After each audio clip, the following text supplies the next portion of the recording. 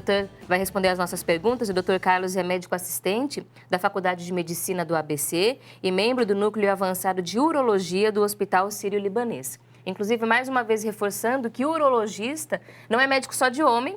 O urologista pode ser também médico de mulher, especialmente quando a gente fala de incontinência e infecção urinária, né, doutor? Às vezes a gente acha assim, ginecologista é para homem, ginecologista para mulher e urologista para o homem, mas não obrigatoriamente só o homem, não é, doutor? Exatamente. Na verdade, quando nós estamos falando em urologia, nós estamos falando de todo o trato urinário, seja ele do homem ou da mulher. É que também existe a complementação da parte genital masculina, que é por onde nós, urologistas, ficamos mais conhecidos, mas todo o sistema urinário, seja masculino ou feminino, é visto pelo urologista. Bom, a gente vai começar a nossa conversa falando de incontinência urinária. Mas antes da gente falar exatamente sobre o que é o problema de não conseguir segurar o xixi, a gente vai falar sobre o mecanismo que possibilita a gente a urinar na hora que a gente quer. Porque quando a gente é criança, a gente não tem esse controle. Exatamente. E desenvolve. Como é que funciona esse mecanismo, doutor? Então, se a gente for prestar atenção aqui na imagem, no gráfico, vocês veem que os rins filtram o sangue, que produzem a urina, ela drena pelo ureter, esses tubinhos que vêm ligando o rim à bexiga, e é armazenada na bexiga. O que acontece, Camila, é que a nossa micção é um reflexo. Na verdade, toda vez que a bexiga distende, isso manda um estímulo por um nervo para a coluna, e da coluna manda um outro estímulo para a bexiga contrair. Então, a criança funciona exatamente por micção reflexa, ou seja, você está ali trocando a fralda e na hora de trocar a fralda, faz xixi de novo. Eles escolhem a hora exata para fazer com isso, certeza. inclusive. Então, o que acontece? Quando ela percebe que pode inibir esse reflexo, e aí vem o controle central, o controle da parte do cérebro, ela inibe esse reflexo e fala, bom, então agora eu posso brincar um pouco mais ou ficar mais tempo longe da fralda. Dá para segurar mais um pouco. Dá para segurar mais um tempo. Então, e você faz isso dali em diante para o resto da vida. Então, toda vez que você perde essa capacidade de inibir o reflexo, você está sujeito a perder urina. Então, por exemplo, se a gente está fazendo alguma atividade e percebe, bom, aquele momento não é a hora que eu vou urinar. Então, eu estou inibindo o reflexo da micção, chego ao banheiro e falo, bom, agora eu posso urinar. Libera o reflexo e deixa ele agir por conta própria e esvaziar a bexiga. É o nosso cérebro que faz esse controle Perfeito. e inibe esses estímulos. Exatamente. E a incontinência urinária, então, é quando a gente perde a capacidade de controlar isso. Exato. Você tem diversos tipos, acho que a gente vai discutir isso depois, mas toda vez que você... algo nesse mecanismo, ou seja, ou o meu controle na parte cerebral não está bom, ou tem alguma coisa irritando a bexiga, aumentando o reflexo. Então, toda vez que essa contração acontece e você perde urina, você considera isso uma incontinência. Então, tem diversos tipos de incontinência, nós vamos discutir isso, mas a incontinência, por definição, é perda ou a incapacidade de você conseguir conter a urina da maneira que você quer. Bom, e pelo que a gente percebeu, o problema pode estar em várias partes desse processo todo, mas algumas dúvidas que a gente quer tirar. É verdade que as mulheres têm mais, doutor, incontinência urinária do que os homens? É verdade. Estatisticamente falando, as mulheres têm uma tendência maior a perder urina, inclusive porque tem outros fatores afetando, como a questão da gestação, a questão do reforço do períneo, o tamanho da uretra do homem, que é maior que da mulher. Então, todos esses mecanismos acabam facilitando, aumentando a chance da mulher ter incontinência e homens um pouco menos. Os hormônios femininos são causadores também da incontinência urinária? Porque a gente associa muito com esse período ou de menopausa ou de gestação. Tem a ver com hormônio?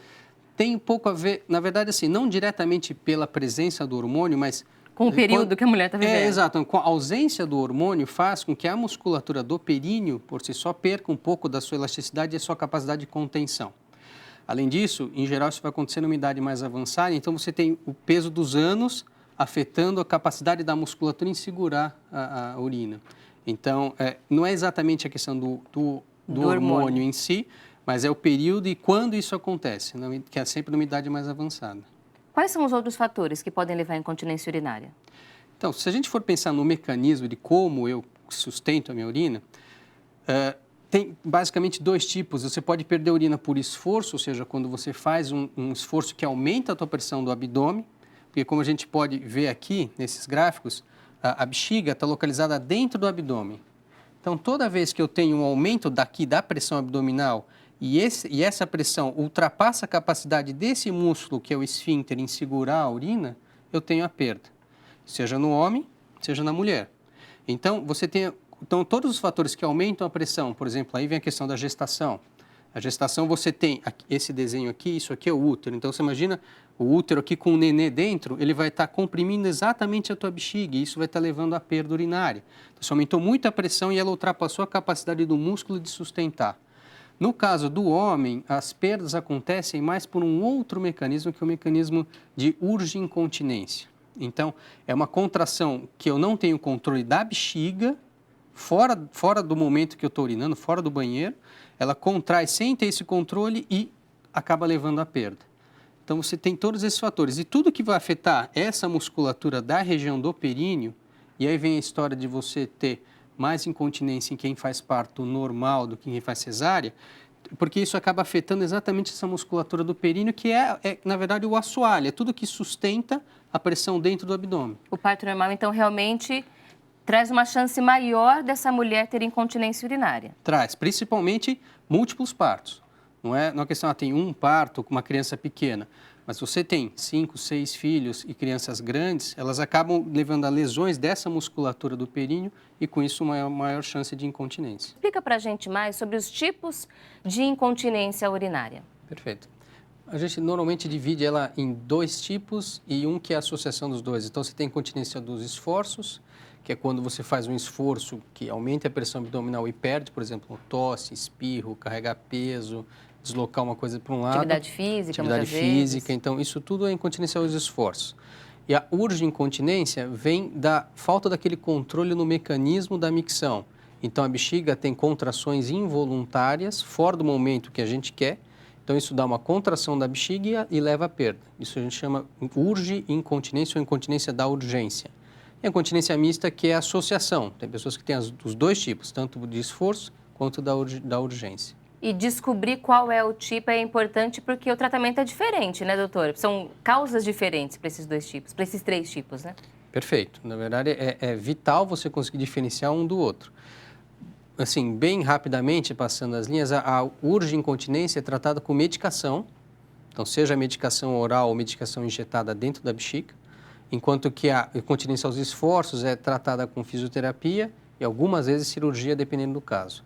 Então, é importante você diferenciar um tipo de urgência da outra, o tipo de incontinência da outra, para você instaurar o tratamento correto, senão você melhora uma e piora a outra incontinência. Então, é importante você separar as duas. Esse diagnóstico ele é feito de que forma, doutor? Tem algumas maneiras de descobrir, já começa na história a paciente contando que tipo de perda tem, em que momento essa perda acontece. Você tem algumas coisas que levam a mais perda, por exemplo, uma simples infecção urinária, às vezes, leva à incontinência. Porque a infecção é uma bactéria que está dentro da bexiga, a gente vai falar depois no próximo bloco, mas aquilo leva a uma contração involuntária da bexiga e perdas. Então, se você tratar a infecção, você já está tratando a incontinência. É verdade que alguns medicamentos também podem levar à incontinência urinária, doutor? Podem sim, principalmente quando eles mexem tanto causando hiperatividade da bexiga, ela contraindo muito, quanto quando você tem uma perda do controle do esfíncter, daquele assoalho pélvico.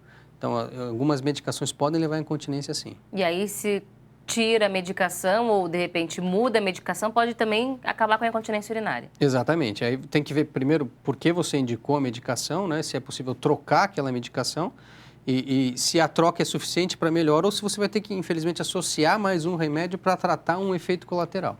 Às vezes isso acontece. É preciso fazer algum exame para diagnosticar a incontinência urinária, doutor? Sim, existem exames específicos, né? Exames, por exemplo, de você simplesmente pedir para a paciente tossir e enxergar, né, essa incontinência.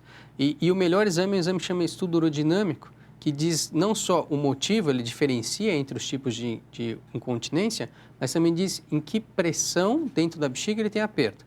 Isso é importante para dizer o tipo de tratamento, ou se é fisioterapia ou se é cirurgia. A incontinência urinária ela tem graus diferentes. E aí, porque assim, não começa mais leve. Isso. Ou já começa perdendo muito a urina. Isso vai fazer diferença na intensidade do tratamento? Isso faz. Isso, assim, normalmente é uma incontinência mais forte, né? Não uma incontinência leve, mas uma incontinência que já está mantida há algum tempo. Significa já um grau maior de deterioração de alguma função, ou da bexiga, ou do esfíncter, ou da musculatura pélvica. Então, é importante que assim que começa a incontinência, já procurar um auxílio. Quanto mais precoce a gente conseguir instaurar um tratamento adequado, melhor vai ser o nosso resultado e menos a vida dessa paciente vai ser afetada. E aí é que a gente vê o quanto é importante combater o preconceito com relação a isso, que é aquele impacto social que a gente falava. A pessoa tem muito impacto na vida dela, mas muita dificuldade também de procurar alguém para contar isso, né, doutor? É perfeito. Se você for... Existem questionários hoje sobre qualidade de vida e a incontinência tem um peso muito grande nesses questionários, ou seja, o impacto social é super importante. Então, pacientes vêm ao consultório falando assim, doutor, eu sinto cheiro de urina na roupa, eu tenho vergonha de sair de casa, e elas usam roupas escuras, então tentam de alguma maneira disfarçar aquilo, quando na verdade o ideal era começou a ter a perda e logo procurar o tratamento. Conheço muitas senhoras que fizeram, com o envelhecimento, chegaram à indicação de fazer aquela cirurgia para segurar o assoalho pélvico. Eu não sei exatamente o nome da cirurgia, mas é com esse objetivo. Isso. O envelhecimento é um fator que leva à incontinência urinária, doutor?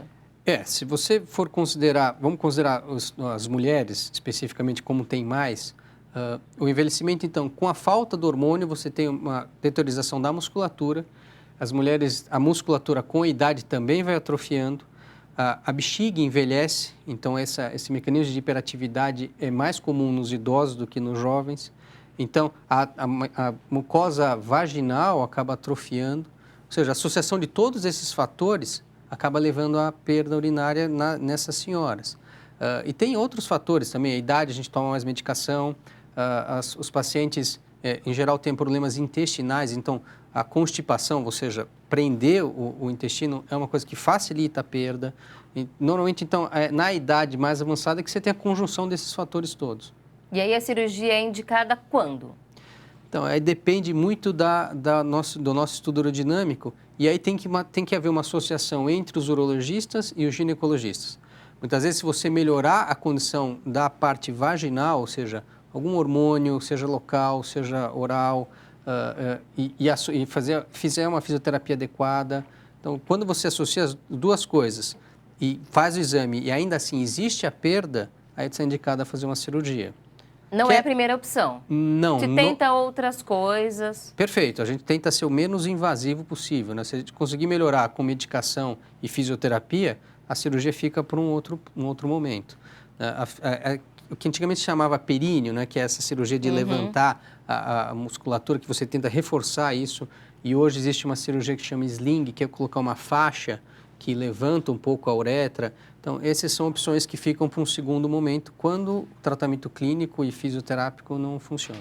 O plano de tratamento tem que objetivo e que média de tempo? Se espera, assim, que a mulher consiga controlar completamente a urina, ou o homem, não de mulher, mas o homem também, e a expectativa é de que isso seja alcançado em quanto tempo?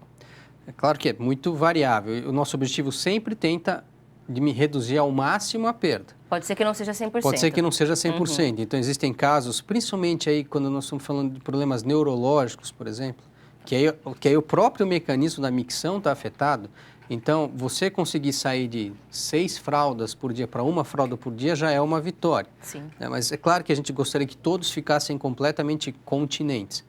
Então, o nosso objetivo é sempre reduzir ao máximo. Tá bom. E o tempo varia. O tempo também varia da causa. Se for um problema de incontinência, por exemplo, aos esforços, que é o mais comum, você tem que fazer fisioterapia por pelo menos 3 a 6 meses para ter alguma resposta. E se não conseguir essa resposta, aí partir para a cirurgia.